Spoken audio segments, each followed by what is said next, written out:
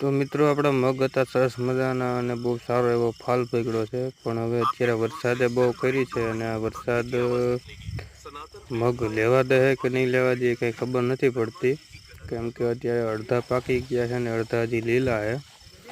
અને વરસાદનું અત્યારે માવઠાની આગાહી 2 માવઠા તો મગે ખાઈ નાખ્યા, પણ હજી આ માવઠાની આગાહી પણ વધારે પડતી આપે છે અને ઉકળાટને ગરમીનું પણ બધે પુષ્કળ પ્રમાણ છે. એટલે કે જોઈએ કે શું થાય એમ, કે આમાં બે વસ્તુ છે. તો હાથમાં આવી જાય તો આવી જાય, બરાબર નીકળે, નકર વરસાદ પડે તો બધા મગ બગડે એવું છે.